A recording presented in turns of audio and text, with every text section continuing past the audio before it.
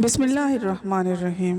شادی کی پہلی رات میں پوری برف کی مانند ٹھنڈی پڑ چکی تھی۔ سامنے بیٹھے میرے شوہر کی تیز نظریں مجھے اپنے وجود کے اندر پیوست محسوس ہو رہی تھیں۔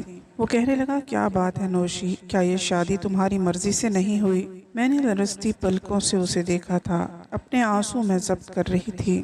میرے ہونٹ بری طرح سے کپکپا رہے تھے۔ وہ بڑے سخت اور غصے سے مجھ سے پوچھ رہا تھا۔ میں چاہ کر بھی بول نہیں پا رہی تھی کہ آخر وجہ کیا ہے۔ اس نے دوبارہ سے مجھ سے ڈھارتے ہوئے پوچھا، نوشی میں نے کچھ پوچھا ہے تم سے؟ اس کے اس طرح سے رویے سے میں بری طرح سے گھبرا گئی تھی۔ میں رونے لگی، لیکن شاید سامنے والا پکا ارادہ کر چکا تھا کہ مجھ سے جواب لیے بنا بخشنے والا نہیں۔ یہ رونا دھونا بند کرو اور بتاؤ مجھے انکار کی وجہ کیا ہے۔ اگر تم یہ سوچ رہی ہو کہ آج کی رات میں تمہارے 4 آنسو دیکھ کر برباد کر دوں گا تو یہ غلط فہمی اپنے دل سے نکال دو۔ یہ کہہ کر اس نے میرا سرد ہاتھ اپنے ہاتھ کی گرفت میں لیا جو بری طرح سے کپکپا رہا تھا۔ اس نے اپنا ہاتھ کھینچنے کی پوری کوشش کی تو وہ میرے اور بھی قریب ہو گیا۔ کیوں میرا امتحان لے رہی ہو؟ میری پسند کے عروسی لباس کو پہنے، خود کو میرے لیے سجائے، میرے ہی کمرے میں بیٹھی، تم مجھ سے میرے صبر کا امتحان بنا کسی وجہ کے مانگو گی تو میں کیوں یہ سب کچھ تمہیں کرنے دوں گا؟ میں فرشتہ نہیں ہوں نوشی جو لڑکی میرے حق میں ہر طرح سے جائز ہو چکی ہو، اسے یوں سجا دیکھ کر جی جلاتا رہوں۔ میں نے تو بڑی مشکل سے وقت کاٹا ہے، ہر وقت تمہاری سنگت کے خواب دیکھے ہیں۔ آہستہ آہستہ فہد کا لہجہ مخمور ہونے لگا تھا۔ وہ میرے چہرے کی چھوٹی لٹ کو پکڑے بڑے پیار سے مجھے دیکھ رہا تھا۔ میرا دل یوں تھا کہ دھڑکنا بھول گیا ہو۔ جتنا وہ آج بے داغ نظر آ رہا تھا، میرے لیے اسے روکنا اور بھی کٹھن ہوتا جا رہا تھا۔ لیکن میں بھی مجبور تھی۔ جو راز میری ماں نے مجھے بتایا تھا، اگر وہ راز جان جاتا تو میری جان لے لیتا، مجھے طلاق دے دیتا۔ فہد نے جیب سے منہ دکھائی کا تحفہ نکالا۔ سونے کی چین تھی جسے پہناتے ہوئے اس کی انگلیاں بے خودی سے میری گردن کا سفر کرنے لگی تھیں۔ ایک کرنٹ تھا جو میرے پورے وجود سے لگا تھا۔ میں نے جھٹ سے ان کا ہاتھ پیچھے جھٹک دیا اور خود بھی پیچھے ہٹ گئی۔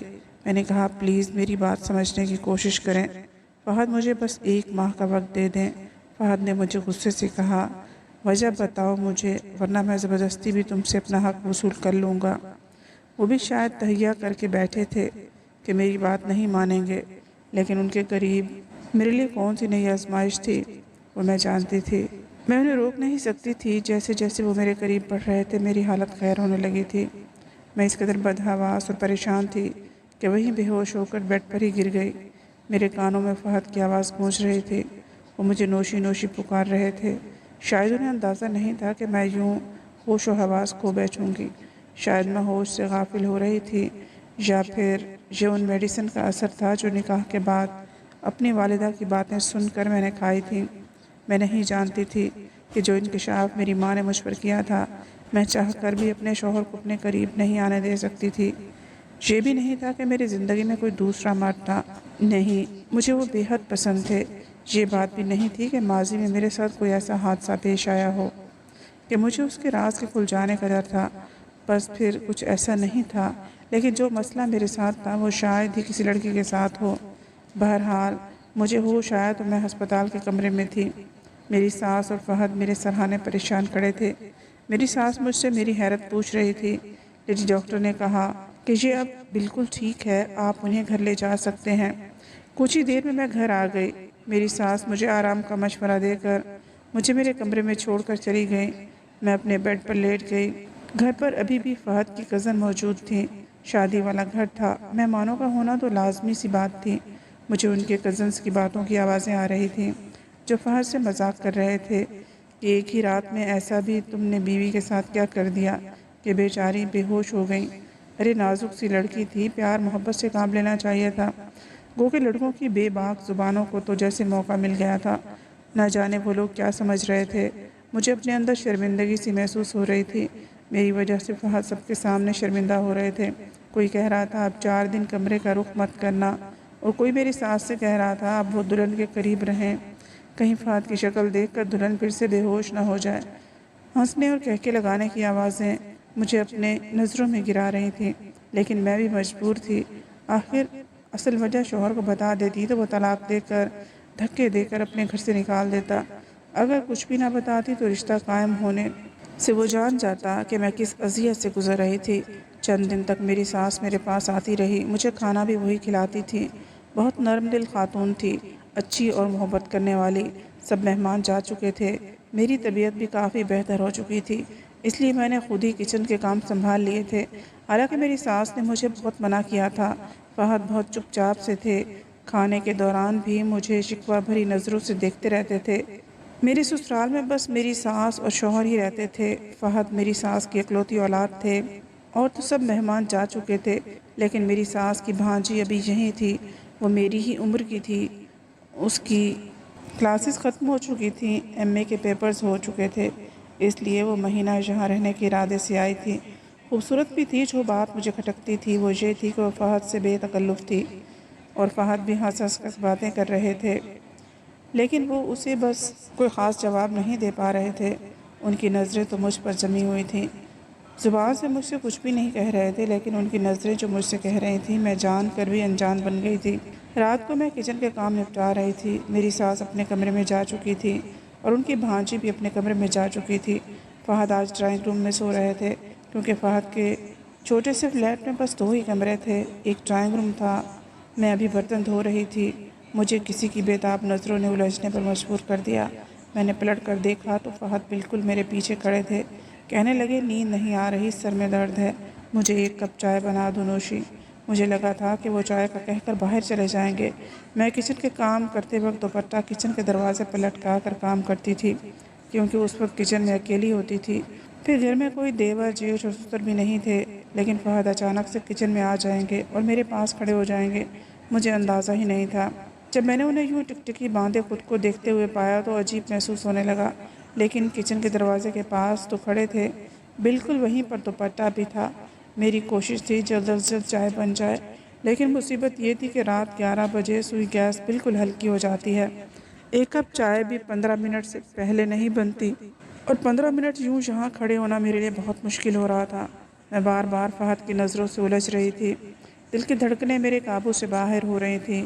نوشی، تمہارے بال بہت لمبے اور حسین ہیں، میں نے تو آج غور کیا ہے۔ 2 قدم میری جانب بڑھ چکے تھے، کچن تھا بھی چھوٹا، اس لیے میرے قریب پہنچ چکے تھے۔ میں اس وقت بے حد نروس ہو رہی تھی۔ وہ بالکل میرے سامنے کھڑے ہو گئے تھے، میرے چہرے کو غور سے دیکھنے لگے۔ جانتی ہو، میں نے تمہیں پہلی بار دوست کی شادی پر دیکھا تھا، تمہاری مسکراہٹ سے تمہارے چہرے پر پڑنے والے ڈمپل نے میرا دل ہی مجھ سے چھین لیا تھا۔ میں جب تک اس شادی کے فنکشن میں موجود تھا میری نظر مسلسل تم پر تھی، بس وہیں پر اپنا دل تم پر ایسا ہارا کہ جب تک رشتہ پکا نہیں ہو گیا میرا سکون چین تو جب سے مجھ سے چھن ہی گیا تھا۔ یہ کہتے ہی وہ میرے اور قریب آ گئے۔ میں شیلف سے جا لگی تھی۔ فہد پلیز پیچھے ہٹے، مجھے اپنا دوپٹہ لینا ہے۔ میں نے اپنے ماتھے پر نمودار ہونے والے پسینے کو صاف کیا تھا۔ کیوں یہاں کوئی غیر ہے نوشی؟ ہمارا پردہ ہے، میاں بیوی تو ایسے بھی ایک دوسرے کا لباس ہوتے ہیں۔ اللہ نے کلام پاک میں شوہر اور بیوی کو ایک دوسرے کے لباس سے تشبیہ دی ہے۔ جانتی ہو کیوں؟ فہد بہت نرم لہجے میں مجھے بتا رہے تھے، لیکن میری حالت پھر سے غیر ہونے لگی تھی۔ اس سے پہلے کہ وہ میرے چہرے کو اپنے ہاتھوں میں لیتے، میں نے انہیں پیچھے دھکا دیا اور تیزی سے اپنے کمرے میں جا کر دروازہ بند کر دیا۔ میں کیسے فہد کے بڑھتے ہوئے جذباتوں کو روک سکتی تھی؟ وہ اپنی جگہ جائز ہے، لیکن جس مشکل میں پھنس چکی تھی وہ میرے لیے سہانے روح بن چکی تھی۔ میں رونے لگی۔ پتھر کی تو میں بھی نہیں تھی، رشتہ تھا۔ جتنی میری محبت پانے کے لیے فہد بے چین تھے اتنی میں بھی تھی، لیکن بس مجبوری میرے آڑے آ گئی تھی۔ اس کی بات سے فہد نے مجھ سے بات چیت کرنا ختم کر دیا تھا، بالکل بھی میری طرف نہیں دیکھتے تھے۔ ایک بار ان کے آفس کے کپڑے میں پریس کرنے لگی تو انہوں نے میرے ہاتھ سے چھین لیے اور کہنے لگے تمہیں میرے کام کرنے کی کوئی ضرورت نہیں ہے۔ یہ کہہ کر انہوں نے اپنے کپڑے اپنی خالہ کی بیٹی رابعہ کو دے دیے۔ ناشتے کا بھی اسی سے کہنے لگے۔ میں بے چین ہو کر رہ گئی۔ فہد کا رویہ شاید میرے ساتھ کب تک ایسا رہتا؟ وہ میرے ساتھ نرمی سے بات کر سکتے تھے، لیکن میرے اوپر اس وقت رابعہ کو اس کے آگے پیچھے گھومتے دیکھنا، خوشی سے فہد کے سارے کام کرنا کھٹک رہا تھا۔ حیرت مجھے یہ دیکھ کر ہوئی کہ فہد آفس سے آتا اس وقت دلہنوں کی طرح تیار ہو کر دروازے پر کھڑی رہتی۔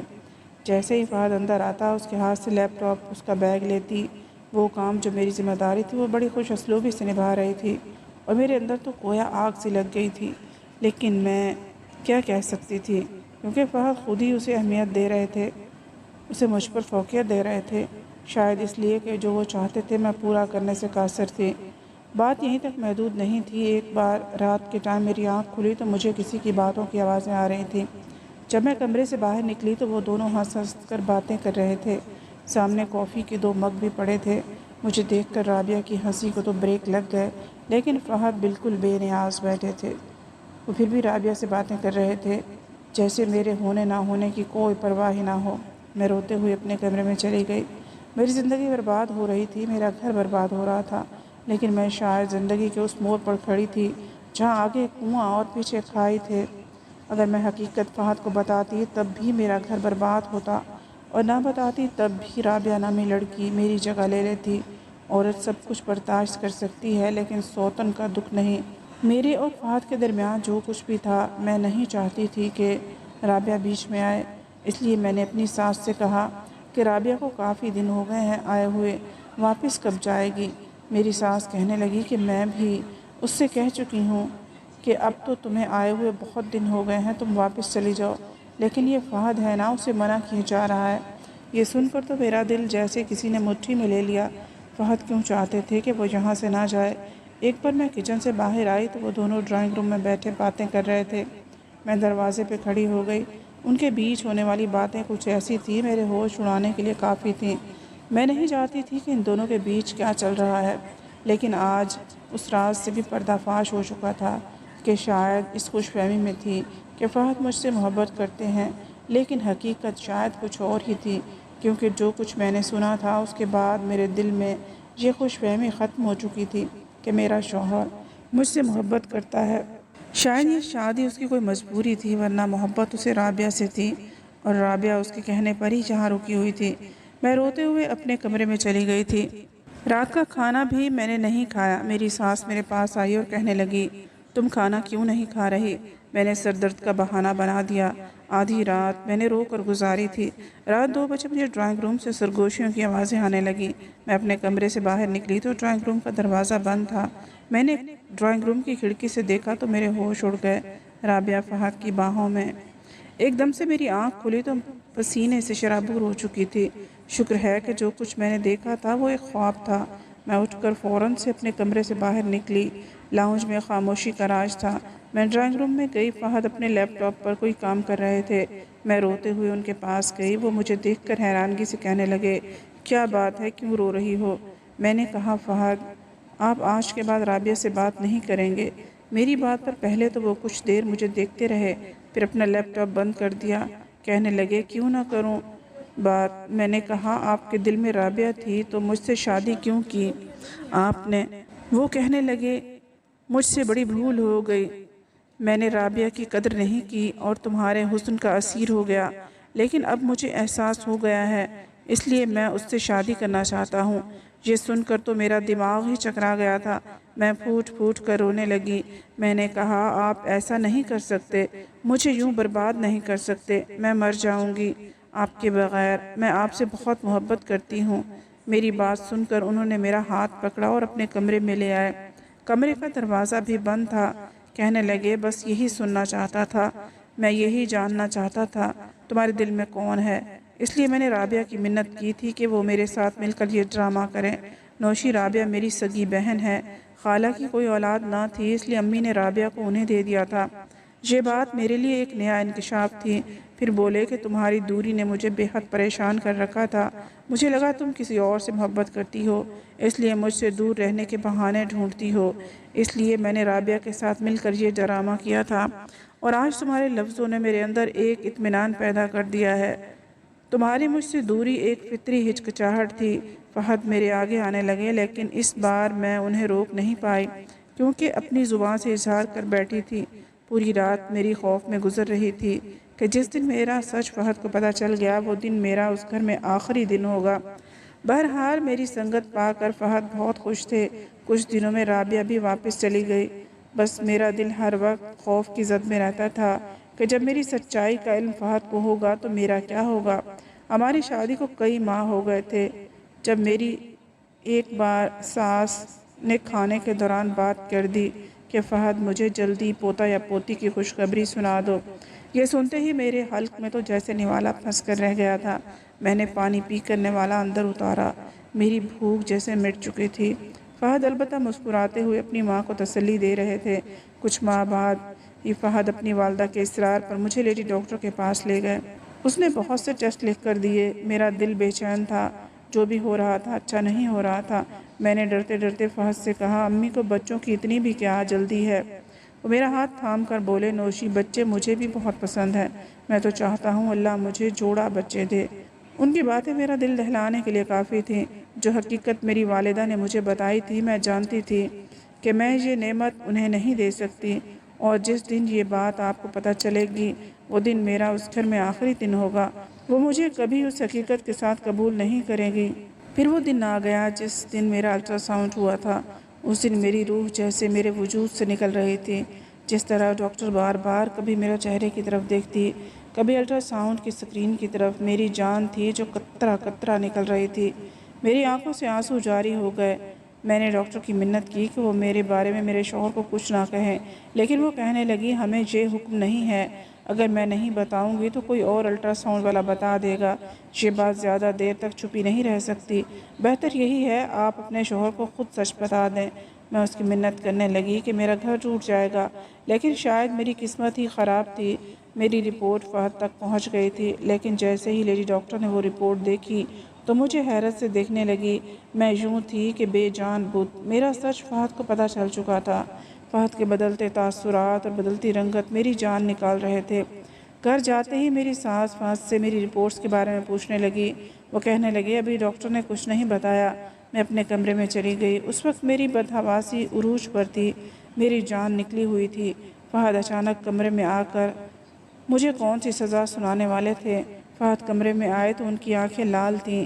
میرا دل یوں تھا کہ دھڑکنا بھول گیا۔ میرے آنسو بہہ رہے تھے۔ وہ میرے پاس آ کر بیٹھ گئے۔ کچھ دیر مجھے خاموشی سے دیکھتے رہے۔ انہوں نے زبان سے تو کچھ نہیں کہا، لیکن نظروں سے جیسے سب کچھ کہہ رہے تھے۔ کتنی بڑی بات مجھ سے کیوں چھپائی؟ آنسو مسلسل بہہ رہے تھے۔ پھر فہد کہنے لگے، بس ایک بات بتا دو نوشی، کیا تم یہ بات پہلے سے جانتی تھی؟ میں نے نفی میں سر ہلا دیا۔ میں نے کہا، میری امی نے مجھے شادی کی رات یہ بات بتائی تھی۔ یہی وجہ تھی کہ میں آپ کو اپنے قریب آنے سے روکتی تھی، تاکہ آپ یہ سچ جان کر مجھے طلاق نہ دے دیں۔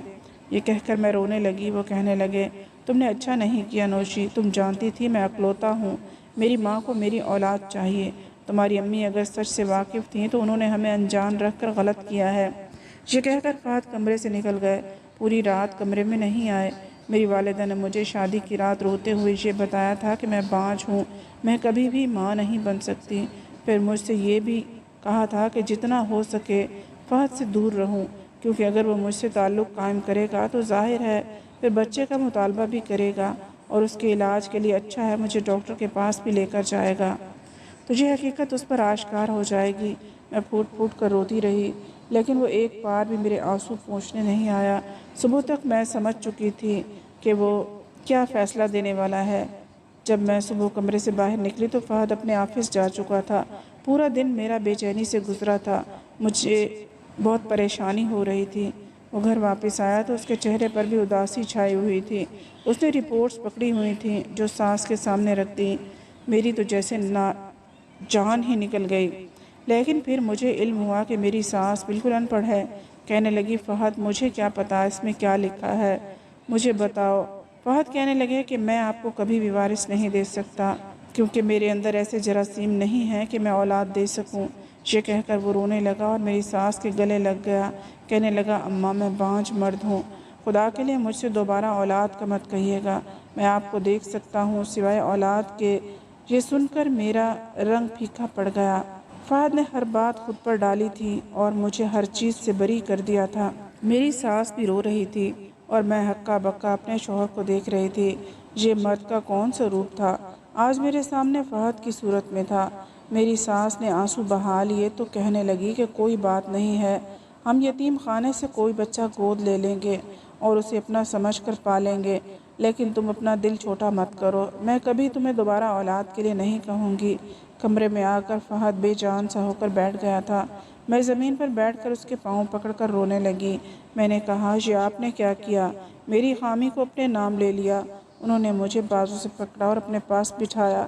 کہنے لگے، میاں بیوی ایک دوسرے کا لباس ہوتے ہیں، اور لباس ہمارے وجود کے ساتھ ہمارے اندر کے عیب کو بھی چھپا لیتا ہے۔ تم میرا لباس ہو نوشی، تمہارا عیب میرا عیب ہے، اور تمہاری خوشی میری خوشی، تمہاری خوبی میری خوبی ہے۔ میں یہ نہیں کہتا کہ یہ سب میرے لیے آسان تھا، لیکن میں تمہیں نہیں چھوڑ سکتا تھا۔ تمہارا قصور نہیں ہے۔ میں دنیا کی سب سے خوش نصیب عورت ہوں جسے فہد جیسا شوہر ملا۔